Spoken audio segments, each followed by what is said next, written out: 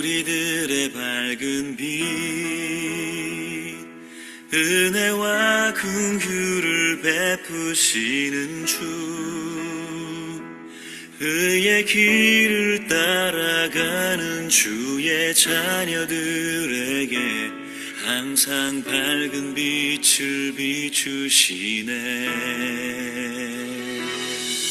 그는 구원의 주 하나님, 공의로 세상을 다스리시네. 주를 경외하는 자들에게 부어주시는 놀라운 주님의 영광. 하늘에서 찬란하게 빛나는 주의 영광, 이 땅에 오셨네. 어둠을 밝히고 새 생명 주시네. 영원히 빛나는 나의 예수님, 높이 영광과 찬양 받으실 그 이름 경배합니다. 슬픔을 거두고 내게 자유 주시네. 기쁨의 노래를 영원한 나의 빈 예수께.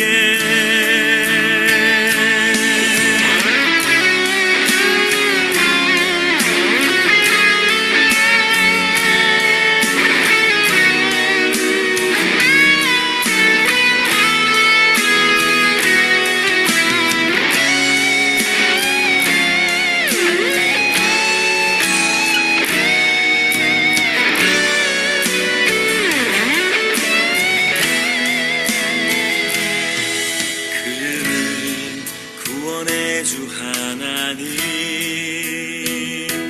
공의로 세상을 다스리시네. 주를 경외하는 자들에게 부어주시는 놀라운 주님의 영광. 하늘에서 찬란하게 빛나는 주의 영광, 이 땅에 오셨네. 어둠을 밝히고 새 생명 주시네. 영원히 빛나는 나의 예수님, 높이 영광과 찬양 받으실 그 이름 경배합니다. 슬픔을 거두고 내게 자유 주시네. 기쁨의 노래를 영원한 나의 빈 예수께. 하늘에서 찬란하게 빛나는 주의 영광, 이 땅에 오셨네. 어둠을 밝히고 새 생명 주시네. 영원히 빛나는 나의 예수님, 높이 영광과 찬양 받으실 그 이름 경배합니다. 슬픔을 거두고 내게 자유 주시네. 기쁨의 노래를 영원한 나의 빈 예수께.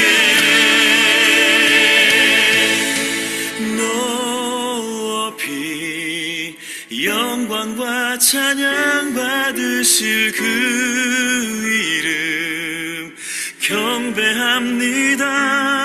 슬픔을 거두고 내게 자유 주시네. 기쁨의 노래를 영원한 나의 빛 예수께.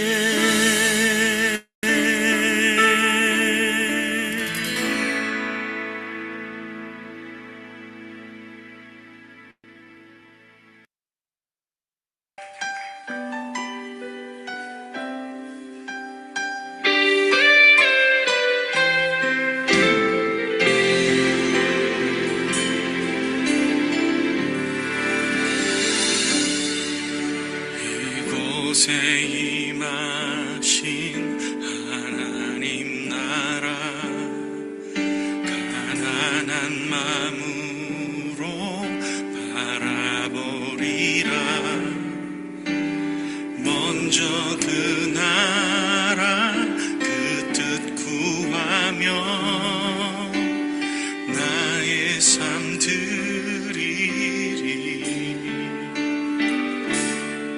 주님이 맡기신 하나님 나라, 믿음의 눈으로 바라보리라. 하늘의 뜻이 이 땅 가운데 완성될 그날까지 믿음하여 그 위에 서리라. 하나님의 나라는 무너지지 않으니 믿음하여 그 나라 세워가리라. 주님 곧 오실 때까지, 주님 오실 때까지 우리가 나아가겠습니다. 주님,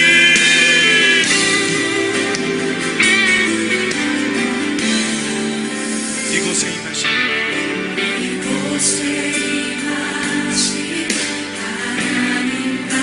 가난한 마음으로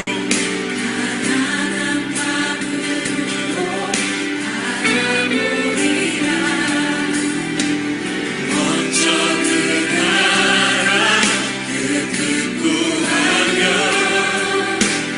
나의 삶 드리리. 주님이 맡기신 주님이 맡기신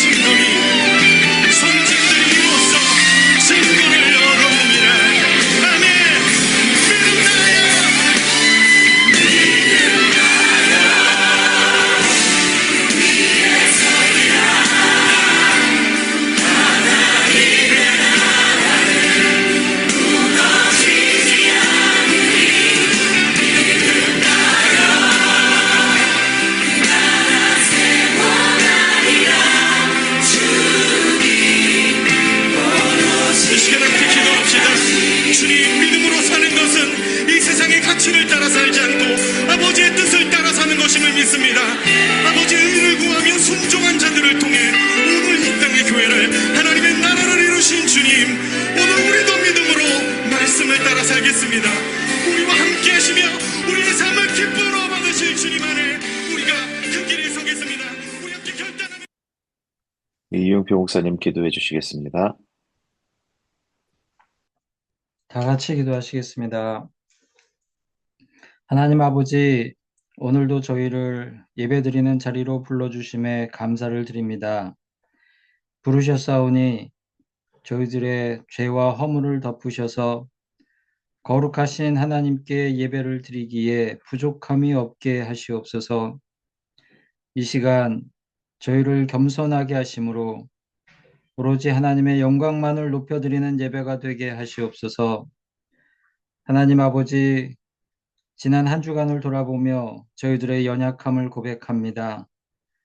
저희 삶의 주인이 되시는 주님이 계심에도 내 힘으로 살아보고자 애쓰고 수고하지는 않았는지 돌아봅니다. 다시금 오직 주님만이 내 삶의 주인이심을 마음에 새기고 주님의 나라와 의를 위하여 살게 하시옵소서.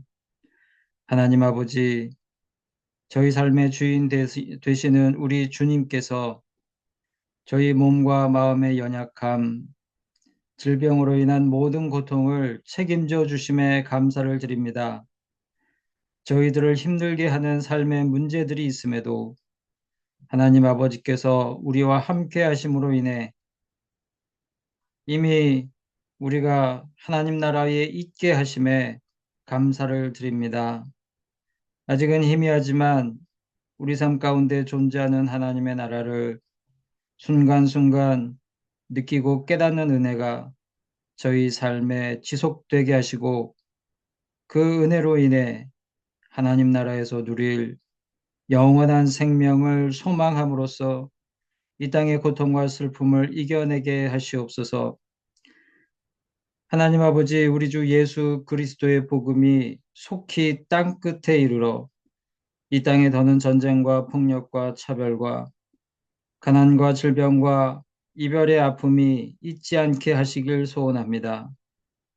그날이 이르기까지 하나님께서 저희에게 맡기신 것들로 저희들의 안락함만을 도모하지 않게 하시고 아픔이 있는 자들의 마음을 공감하며 그들에게 저희가 가진 것을 주님의 이름으로 기꺼이 나누게 하시길 소원합니다.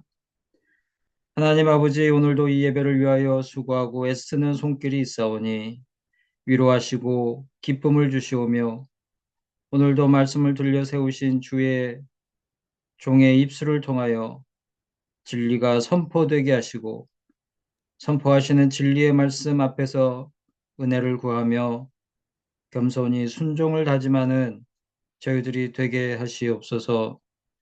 예수님의 이름으로 기도드립니다. 아멘.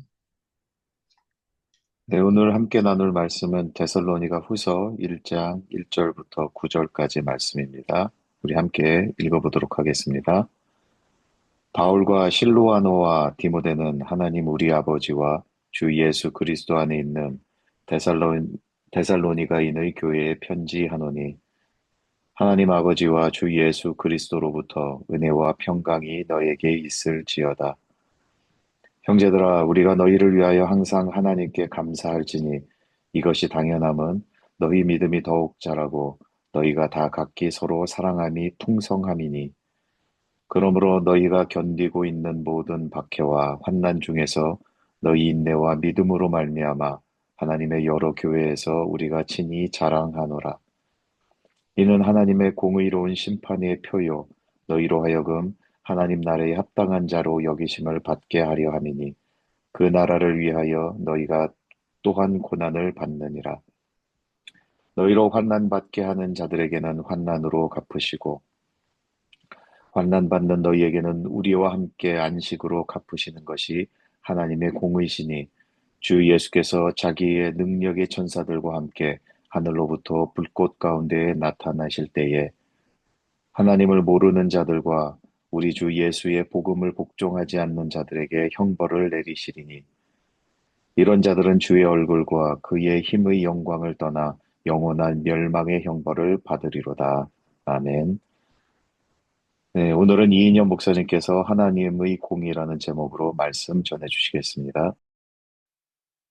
바울과 실루아노와 디모데는 하나님 우리 아버지와 주 예수 그리스도 안에 있는 데살로니가인의 교회에게 하나님 아버지와 주 예수 그리스도로부터 은혜와 평강이 그들에게 있기를 바라며 라는 말로 데살로니가 후서는 시작되고 있습니다.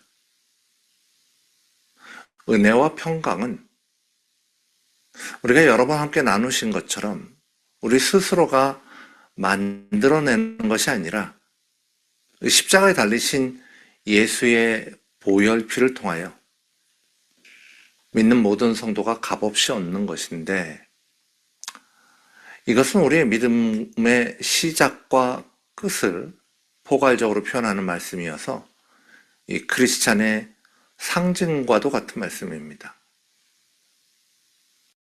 우리 좋은 친구 교회의 성도님들과 그리고 온라인을 통해서 이 예배를 들으시는 모든 분들께도 데살로니가인의 교회에게 주어졌던 그 은혜와 평강이 가득하시기를 소망합니다. 저는 이미 오래전부터 강해 설교를 해오고 있습니다.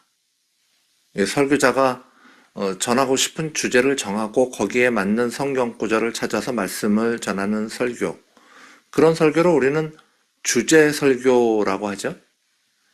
이 반면에 제가 하는 강해 설교는 주로 말씀의 순서에 따라서 이 성경에서 전하고자 하는 주제가 있어서 말씀 속에 있는 그 주제를 잘 전달하는 게 그게 설교자의 몫일 겁니다. 우리 교회에는 이처럼 강해 설교, 주제 설교, 그리고 교리에 관한 설교를 목사님들이 나누어서 하고 있는데요. 이처럼 다양한 형태의 설교가 여러분의 신앙이 성장하시는데 그렇게 귀하게 사용되어지면 참 좋겠다는 소망을 늘 가지고 있습니다.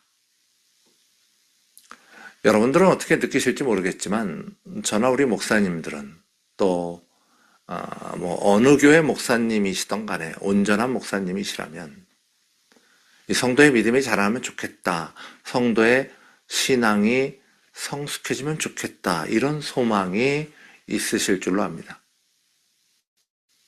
사실 여러분의 신앙이 성숙해지는 것을 이 세상에서 누가 기뻐하고 그렇게 간절히 바라겠습니까?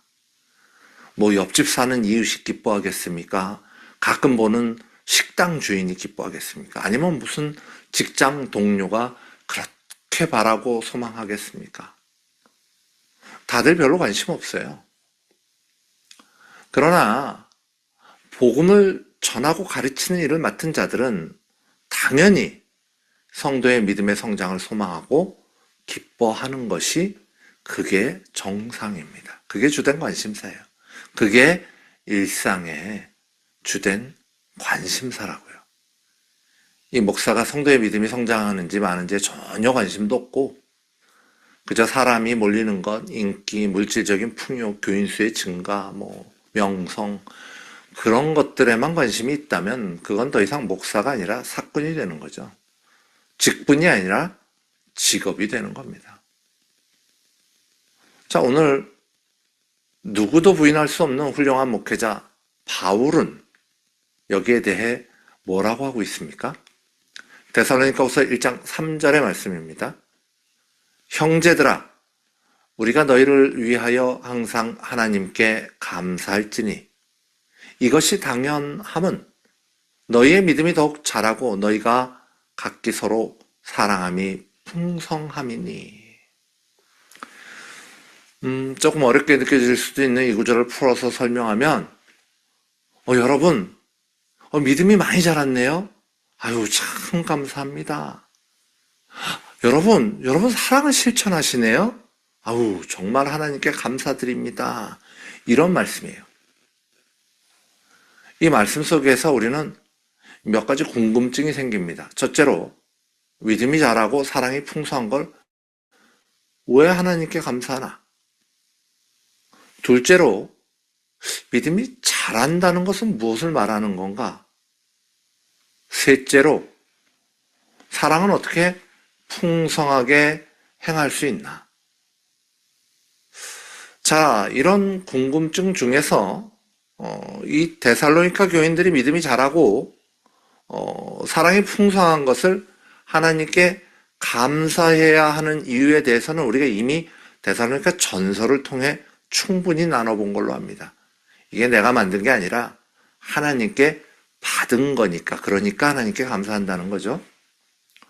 자, 그렇다면 둘째로, 믿음이 자란다는 말은 무슨 말입니까? 믿음이 뭐길래 자란다고 합니까?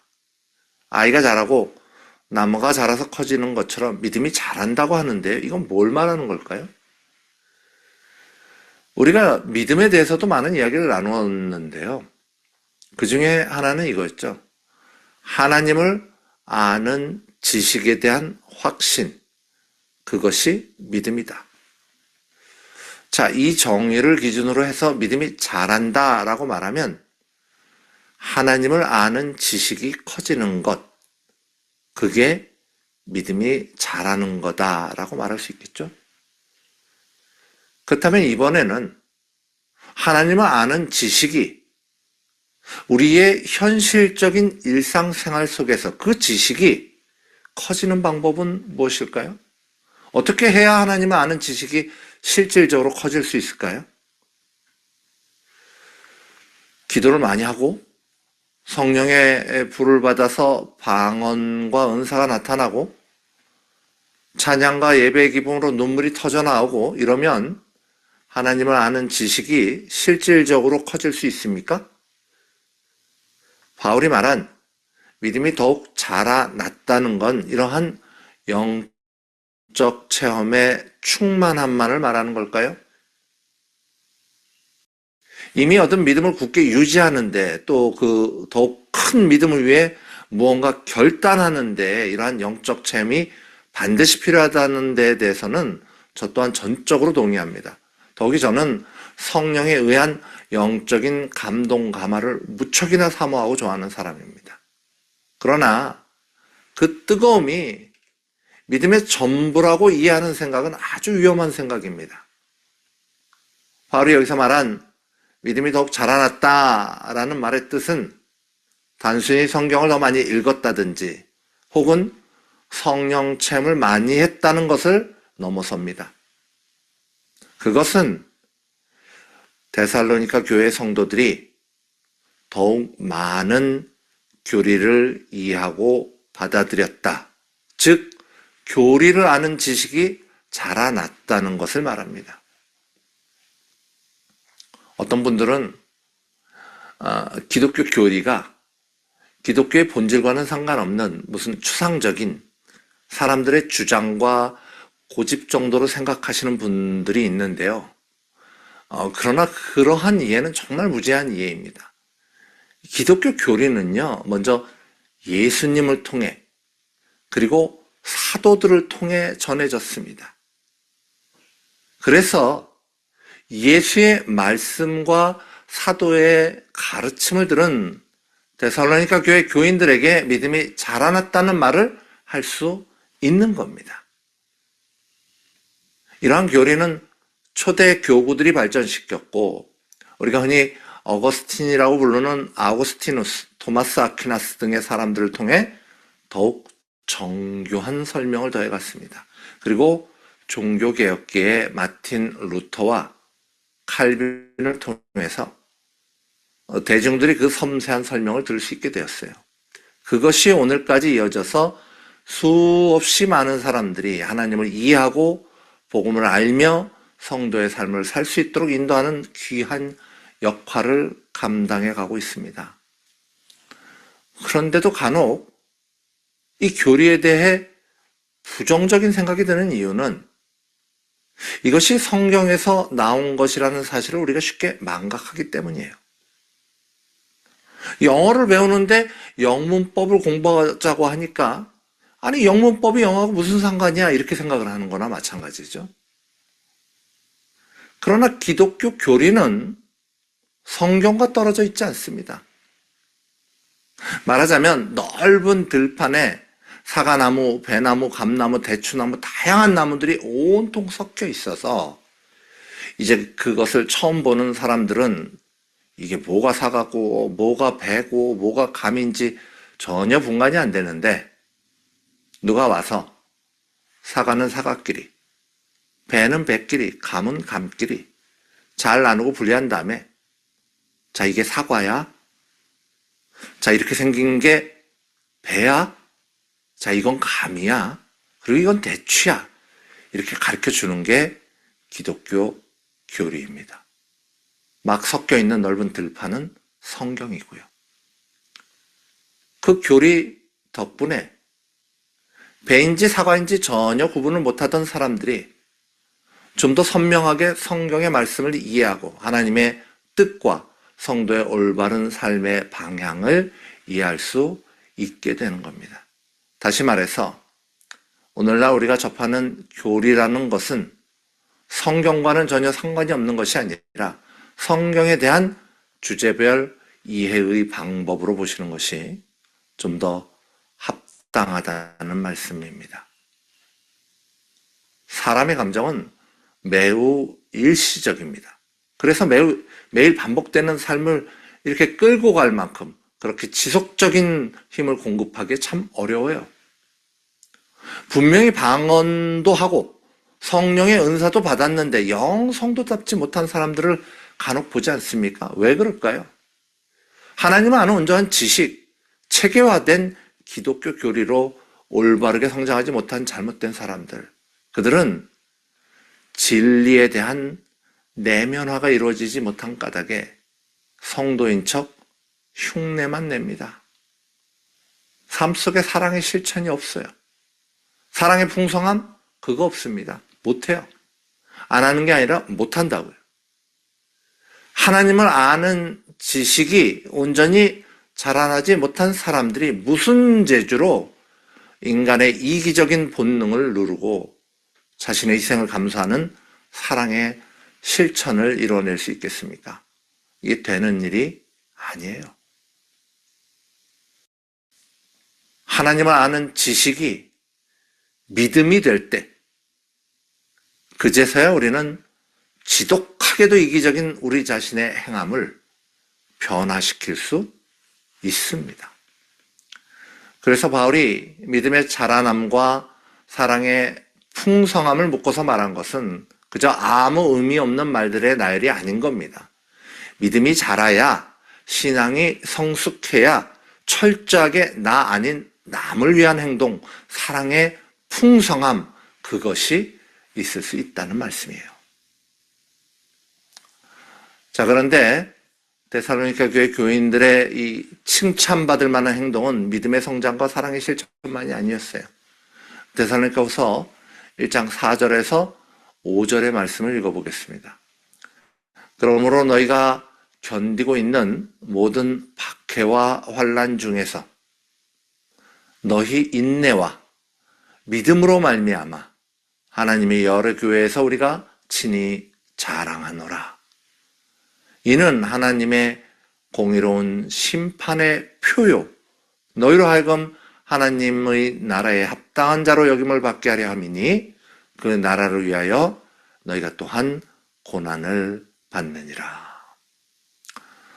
바울이 데살로니가 교회 때문에 하나님께 감사한 것, 또 많은 이들이 칭찬할 만하다고 말하는 내용은 바로 그들의 인내와 믿음입니다. 디모데후서 3장 12절의 말씀이죠. 무릇 그리스도 예수 안에서 경건하게 살고자 하는 자는 핍박을 받으리라. 데살로니가 교회 교인들이 핍박을 받는 이유는 성도답게 살고자 하는 생활 방식에서 시작된 고통인 거죠. 바른 믿음 안에 온전한 성도의 삶을 살려고 노력하는 사람들에게는 핍박과 고난이 어김없이 찾아옵니다. 자신들과는 다른 삶의 방식을 택하는 성도들을 향하여 세상은 주저없이 그 성도를 조롱하고 공격하고 핍박합니다. 그러나 성도의 인내는 무엇입니까? 요한계시록 14장 12절의 말씀이에요.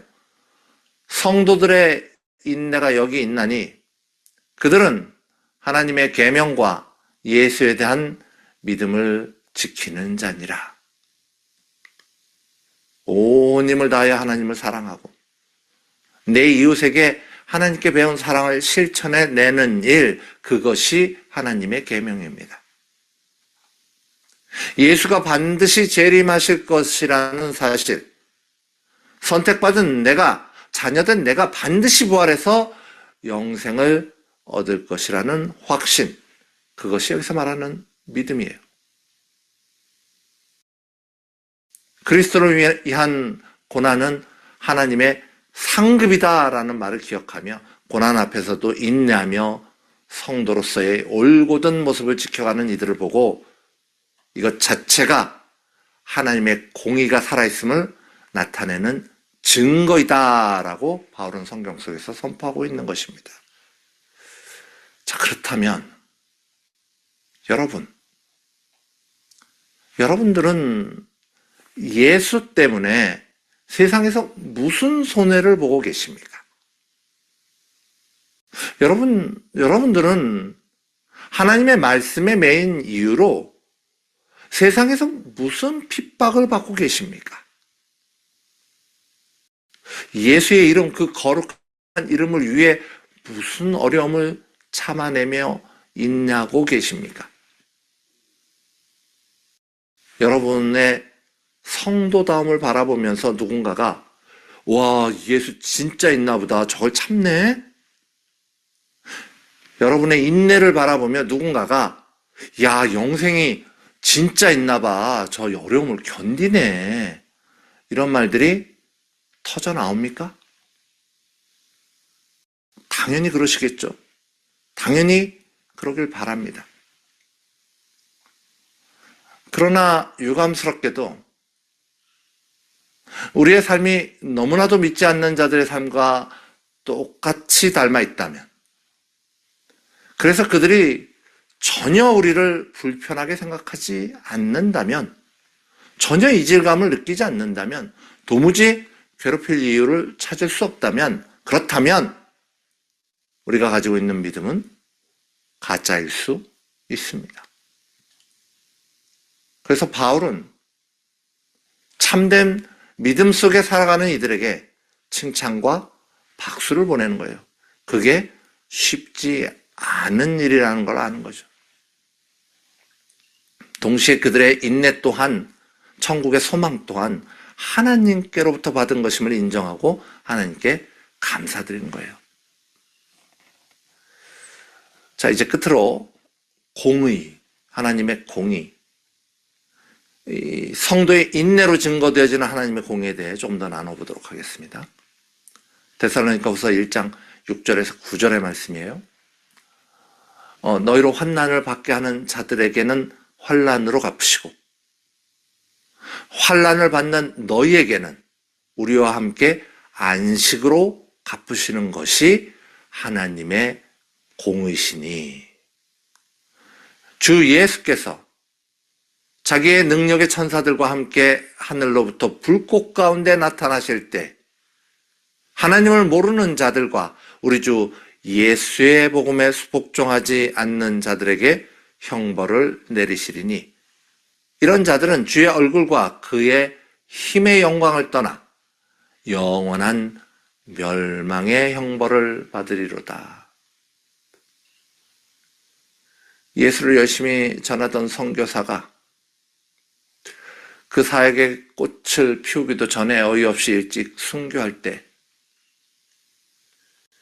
믿음에 열심이던 성도가 말씀대로 따라 살려고 몸부림을 치다가 사람들로부터 미움을 사고 외면받고 가난의 핍박에 이기지 못하고 초라하게 생을 마감할 때, 평생을 목회에 몸바친 목회자가 가난하다는 이유로, 세속적인 명성과 풍요가 없다는 이유로 수없이 많은 이들에게 무시와 조롱을 받을 때, 장애인을 위해 봉사하던 선교사 부부가 어렵게 아이를 가졌는데 그 아이가 장애가 있을 때, 그래도 믿는 사람이 낫겠지 하며 찾아간 장로 권사가 운영한 사업체에서 온갖 몹쓸 짓을 당하고 좌절하고 눈물을 흘릴 때, 교회 일에 열심을 다하여 돕던 집사님이 가족들과 예배를 가다가 음주운전자를 만나 참변을 당할 때 우리는 묻습니다. 하나님의 공의가 어디 있냐고. 우리는 의심합니다. 하나님의 의로우신 분이 맞으시냐고. 그러나 성도 여러분, 우선 우리가 믿는 예수 그리스도를 바라보십시오. 죄 없는 독생자, 삼일체 하나님이신 예수가 인간의 몸을 입으시고 십자가를 지신 이유는 무엇입니까? 죄에 대한 보상하다는 뜻의 살렘은 평화를 의미하는 샬롬과 완전함을 의미하는 샬람에서 온 말이라고 합니다. 하나님과의 완전한 평화, 그것은 인간의 죄가 보상되었을 때 가능한 것이고, 이것은 죄 없이 태어나신 인간 예수의 대속함으로 오직 이루어졌습니다. 죄는 어떠한 방법으로든 갚아야 한다. 이것이 하나님의 공의입니다. 그리하여 성도는 하나님의 공의, 예수 그리스도에 기초하여 살아가는 것입니다. 예수, 거기에 하나님의 공의가 있습니다. 또한 오늘 말씀은 어떠합니까? 오늘의 고통 앞에 눈물 짓는 성도들을 향하여, 오늘의 핍박 속에 살아가는 주님의 자녀들을 향하여 예수 다시 오실 그날에 능력의 천사들과 함께 불꽃 가운데 나타나실 때 성도를 괴롭히던 모든 자에게는 환난과 멸망으로, 고통받는 성도는 오히려 안식으로 갚으시겠다고 약속하지 않으십니까? 그리고는 이것이 하나님의 공의다라고 명확하게 선포하고 있습니다. 육신에 유한한 세상만 바라보는 우리에게, 오늘과 어제만 아는 우리에게 마지막 날, 언제인지 모를 미래의 그날, 예수 재림의 때에 모든 것을 반드시 보응하시겠다는, 그것이 하나님의 공의라는 그 말씀을 신뢰하는 우리가 되시길 간절히 소망합니다. 그리하여 핍박과 환난 가운데 인내하여 하나님의 공의를 증거했던 데살로니가 교회와 같이 우리도 그런 교회가 될 수 있기를 기대해 봅니다. 네, 우리 함께 그저 사랑이었어 찬양 드리겠습니다.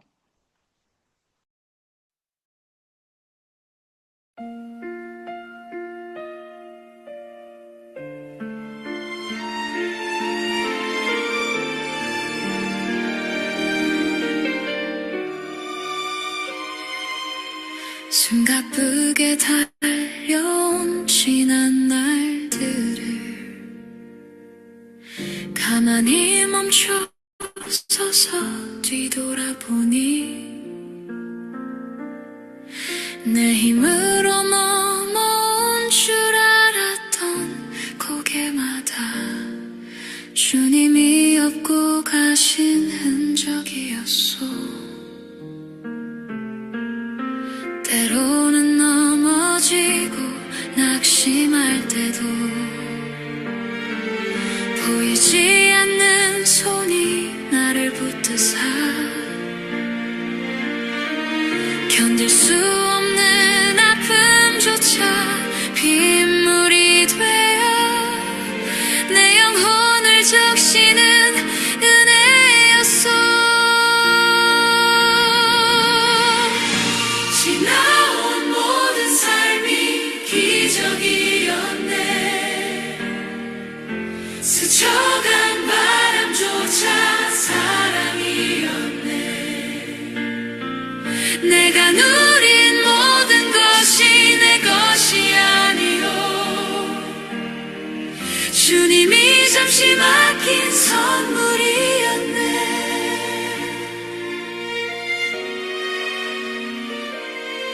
철 따라 피어나는 들꽃 한 송이 아침을 깨워주는 새들의 노래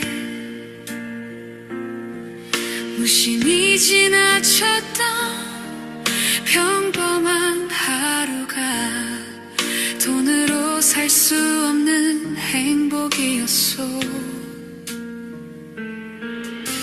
이 땅에 태어나서 주를 만나고 작은 입술 열어서 찬양하는 삶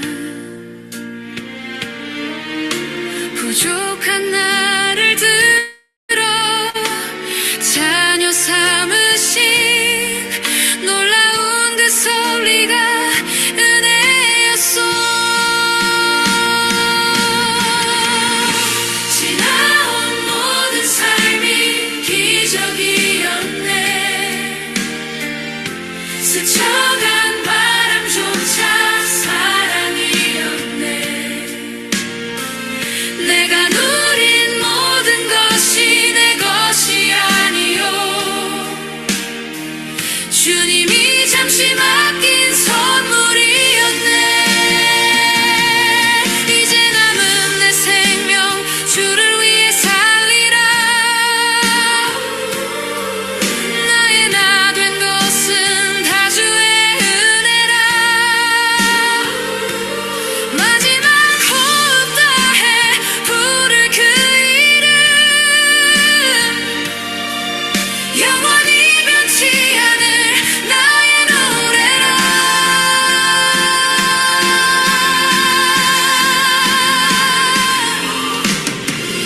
모든 것이 주님의 은혜였음을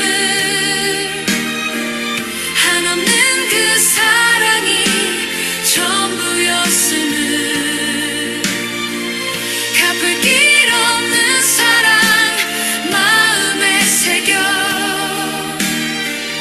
영원토록 주님만 사랑하리라. 나의 평생 자랑은 오직 주의 은혜 그저 사랑이었어.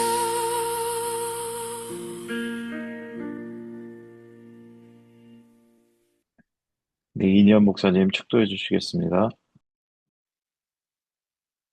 이거는 우리 주 예수 그리스도의 명함, 하나님 아버지의 무한하신 사랑하심과 성령님의 감화감동 교통하심이 날마다 믿음으로 자라나며 사랑과 인내로 하나님을 증거하기를 소망하는 자녀된 모든 성도들의 머리 위에 이제로부터 영원토록 함께 하시기를 간절히 축원합나이다. 아멘.